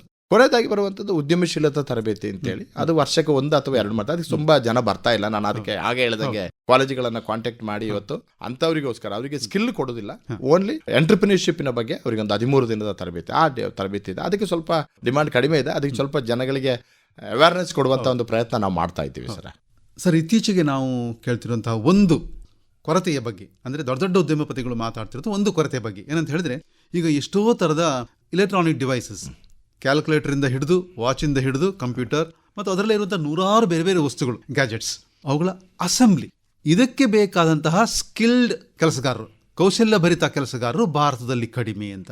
ಇದನ್ನು ಪೂರೈಸೋದ್ರ ಬಗ್ಗೆ ನಿಮ್ಮಂತಹ ತರಬೇತಿ ಕೇಂದ್ರಗಳು ಏನು ಯೋಚನೆ ಮಾಡಿದ್ದಾರೆ ಸರ್? ಈಗ ಮೊದಲೆಲ್ಲ ಏನಾಗ್ತಿತ್ತು ಅಂತ ಹೇಳಿದ್ರೆ, ನಾವು ಟಿವಿಯಲ್ಲಿ ಒಂದು ಪಾರ್ಟ್ ಹೋದ್ರೆ ಆ ಪಾರ್ಟ್ ಅನ್ನ ರಿಪೇರಿ ಮಾಡಿ ಆಗ್ತಾ ಇದ್ರು. ಈಗ ಹಂಗಲ್ಲ, ಅಸೆಂಬಲ್, ಅದು ಪಾರ್ಟ್ ಹೋದ್ರೆ ಆ ಪಾರ್ಟ್ ಅನ್ನು ಬಿಸಾಡೋದು, ಇನ್ನೊಂದು ಪಾರ್ಟ್ ಅಂತಂದು ಹಾಕುವ ಕಾಲ ಬದಲಾದಂಗೆ ಅದರಲ್ಲಿ ಬದಲಾಗುವಂಥದ್ದಿದೆ. ಹಾಗೆ ಏನಾಗುತ್ತೆ ಅಂತ ಹೇಳಿದ್ರೆ, ನಿಮಗೆ ಫಾಲ್ಟ್ ಐಡೆಂಟಿಫಿಕೇಶನ್ ಇಸ್ ಮೇಯ್ನ್. ಎಲ್ಲಿ ಫಾಲ್ಟ್ ಇದೆ, ಎಲ್ಲಿ ಅದರಲ್ಲಿ ತೊಂದರೆ ಬರ್ತಾ ಇದೆ ಅಂತ ನಾನು ಹುಡುಕಿಬಿಟ್ರೆ ಅರ್ಧ ನಾನು ಗೆದ್ದಂಗೆ. ಮತ್ತೆ ಅದರ ಚೇಂಜ್ ಮಾಡುವಂಥ ಕೆಲಸ ಎಷ್ಟೇ ಇರುವಂಥ. ಅದ ಕಾರಣ ನಾವು ಏನು ಮಾಡಬೇಕು, ನಾವು ಸ್ಕಿಲ್ ಕಲಿಯುವಂಥದ್ದು ಏನು ಅಂತ ಹೇಳಿದ್ರೆ ಫಾಲ್ಟ್ ಫೈಂಡಿಂಗ್ ಅಂತ, ತಪ್ಪು ಕಂಡುಹಿಡಿಯುವಂಥದ್ದು. ಯಾವುದರಿಂದ ನಿಮಗೆ ತೊಂದರೆ ಆಗ್ತಾ ಇದೆ ಅದನ್ನು ನೀವು ಕಂಡುಹಿಡಿಯುವಂಥ ಒಂದು ಪ್ರಯತ್ನ ನೀವು ಮಾಡಿದರೆ 100% ಸಕ್ಸಸ್ ಆಗ್ತದೆ ಅಂತೇಳಿ. ಅದ ಕಾರಣ ನಾವೇನು ಮಾಡ್ತೀವಿ, maximum practice practice practice practice. ಹೆಚ್ಚು ಪ್ರಾಕ್ಟೀಸ್ ಆದಾಗ ನೀವು ಹೆಚ್ಚು ಕಲೀಲಿಕ್ಕೆ ನಿಮಗೆ ಆಗ್ತದೆ. ಬೇರೆ ಬೇರೆ ದೇಶಗಳಿಂದ ಕಾಂಪಿಟೇಟರ್ಸ್ ಬರ್ತಾವೆ, ಅಸೆಂಬ್ಲಿ ಮಾಡಲಿಕ್ಕೆ, ಈಗ ಮೊಬೈಲ್ ಅಸೆಂಬ್ಲಿ ಮಾಡಲಿಕ್ಕೆ ಬೇಕು. ಅಸೆಂಬ್ಲಿ ಬಗ್ಗೆ ಏನು ಮಾಡಬಹುದು ಅಂತ ಹೇಳಿದ್ರೆ, ಸಾಧಾರಣವಾಗಿ ಏನಾಗುತ್ತೆ ಅಂತ ಹೇಳಿದ್ರೆ, ಒಂದು ವಸ್ತುವನ್ನು ಒಂದು ಮೊಬೈಲ್ ಮಾಡಬೇಕು ಅಂತ ಆದಾಗ ಪಾರ್ಟ್ಗಳನ್ನು ನಾವು ಅದಕ್ಕೆ ಕೂರಿಸುವಂಥದ್ದು ಮೈನ್. ಈಗ ನಮ್ಮಲ್ಲಿ ಒಬ್ಬ ಹುಡುಗ ಇದ್ದಾನೆ, ಪ್ರದೀಪ್ ಅಂತೇಳಿ, ನಾವು ಇಂಟರ್ವ್ಯೂ ಮಾಡಿದ್ವಿ ಲಾಸ್ಟ್ ಟೈಮ್. ಆ ಪ್ರದೀಪ್ ಇವತ್ತು ಟಿವಿಗಳನ್ನು ಅಸೆಂಬಲ್ ಅವರೇ ಮಾಡ್ತಾ ಇದ್ದಾರೆ. ಟಿವಿಯನ್ನ ಪಾರ್ಟ್ಗಳನ್ನು ಬೇರೆ ಬೇರೆ ಕಡೆಗಳಿಂದ ತಂದು ಅಸೆಂಬಲ್ ಮಾಡಿ ಅವರೇ ಅಸೆಂಬಲ್ ಮಾಡುವುದನ್ನು ಮಾಡ್ತಾ ಇದ್ದಾರೆ. ಬಿಜಾಪುರದಲ್ಲಿ ನಮ್ಮ ಒಬ್ಬ ಹುಡುಗ ಇದ್ದಾರೆ. ಆ ಹುಡುಗ ಏನಂತ ಹೇಳಿದ್ರೆ, ಮೋಟರ್ಗೆ ಬೇಕಾದಂಥ ಪಾರ್ಟ್ಗಳನ್ನು ಬೇರೆ ಬೇರೆ ಕಡೆಗಳಿಂದ ಎಲ್ಲೆಲ್ಲ ಕಡಿಮೆಗೆ ಸಿಗ್ತದೆ ನೋಡಿ, ಕೊಯಂಬತ್ತೂರಿಂದ, ಗೋವಾದಿಂದ, ಗುಜರಾತಿಂದ, ಎಲ್ಲ ಕಡೆಯಿಂದ ಪಾರ್ಟ್ಗಳನ್ನು ತಂದು ಅವನೇ ಮೋಟರ್ಗಳನ್ನು ಅಸೆಂಬಲ್ ಮಾಡೋದನ್ನು, ಅಂಥ ವಿದ್ಯಾರ್ಥಿಗಳು ತುಂಬಾ ಜನ ಇದ್ದಾರೆ. ಅದನ್ನು ಕೂಡ ಜಾಸ್ತಿ ನಾವು ಪ್ರಯತ್ನ ಮಾಡ್ತಾ ಇದ್ದೀವಿ. ಈಗ ಇದನ್ನೇ ತುಂಬಾ ದೊಡ್ಡದಾದ ಮಟ್ಟದಲ್ಲಿ ಮಾಡಿ, ಇದನ್ನೇ ತುಂಬಾ ದೊಡ್ಡದಾದ ಮಟ್ಟದಲ್ಲಿ ಮಾಡಿ, ಇಂತಹ ಮಲ್ಟಿನ್ಯಾಷನಲ್ ಕಂಪನಿಗಳಿಗೆ ಬೇಕಾದಂತಹ ಅಸೆಂಬ್ಲಿ ವರ್ಕರ್ಸ್ ಅವ್ರನ್ನ ತಯಾರು ಮಾಡುವ ಒಂದು ನಿಟ್ಟಿನಲ್ಲಿ ತರಬೇತಿ ಕೇಂದ್ರಗಳು ಇದೇನು ಕೆಲಸ ಮಾಡ್ಬೋದು ಸರ್? ಮಾಡ್ಬೋದು, ಖಂಡಿತ. ಇದು ಕೂಡ ಜನಗಳಿಗೆ ಇದೊಂದು ಅವೇರ್ನೆಸ್ ಕೊಟ್ಟಾಗ, ನಾನು ಕೂಡ ಮನೆಯಲ್ಲಿ ಕೂತು ನಮಗೆ ಅಸೆಂಬಲ್ ಮಾಡುವಂಥ ಒಂದು ಪ್ರಯತ್ನ ಮಾಡಿದರೆ ಖಂಡಿತ ಒಂದು ಬರ್ತದೆ. ಮತ್ತು ಈಗ ಜನಗಳು ಹೆಚ್ಚು ಬ್ರ್ಯಾಂಡೆಡ್ ಹುಡುಕ್ತಾ ಹೋಗೋದ್ರಿಂದ ಸ್ವಲ್ಪ ಅದಕ್ಕೆ ಇದಾಗ್ತದೆ ಅಂತ ಬಿಟ್ಟರೆ, ಖಂಡಿತವಾಗಿ ಜನಗಳು ಸಪೋರ್ಟ್, ಗ್ರಾಹಕರು ಸಪೋರ್ಟ್ ಕೊಟ್ಟ ಖಂಡಿತವಾಗಿ ನಾವು ಅದನ್ನು ಮಾಡ್ಬೋದು. ಆ ಪ್ರಯತ್ನ ಖಂಡಿತವಾಗಿಯೂ ಸಕ್ಸಸ್ ಆಗ್ತದೆ. ಜನಗಳಿಗೂ ಕೂಡ ಕಡಿಮೆ ದರದಲ್ಲಿ ವಸ್ತುಗಳು ನಿಮಗೆ ಸಿಗುವಂಥ ಪ್ರಯತ್ನ ನಡೀತದೆ ಸರ್. ಸರಿ ಸರ್, ಇದುವರೆಗೆ ಕೌಶಲ್ಯಾಭಿವೃದ್ಧಿಯಲ್ಲಿ ತರಬೇತಿ ಕೇಂದ್ರಗಳ ಪಾತ್ರ ಮತ್ತು ಜನರಿಗೆ ಅಂತಹ ಕೇಂದ್ರಗಳ ಬಗ್ಗೆ ಇರುವಂತಹ ನಿರೀಕ್ಷೆಯ ಬಗ್ಗೆ ನಮ್ಮ ಕೇಳುಗರಿಗೆ ಮಾಹಿತಿಗಳನ್ನು ನೀಡಿದ್ರಿ. ಧನ್ಯವಾದಗಳು. ನಮಸ್ಕಾರ. ನಮಸ್ಕಾರ. Thank you sir. ಇದುವರೆಗೆ ಕೌಶಲ ತರಬೇತಿ ಮತ್ತು ನಿರೀಕ್ಷೆಗಳ ಸಮನ್ವಯ ಈ ಕುರಿತು ರೂಟ್ಸೆಟ್ ಉಜಿರೆ ಇಲ್ಲಿನ ಹಿರಿಯ ಉಪನ್ಯಾಸಕರಾದ ಅಬ್ರಾಹಂ ಜೇಮ್ಸ್ ಅವರೊಡನೆ ನಡೆಸಿದ ಸಂದರ್ಶನವನ್ನ ಕೇಳಿದಿರಿ.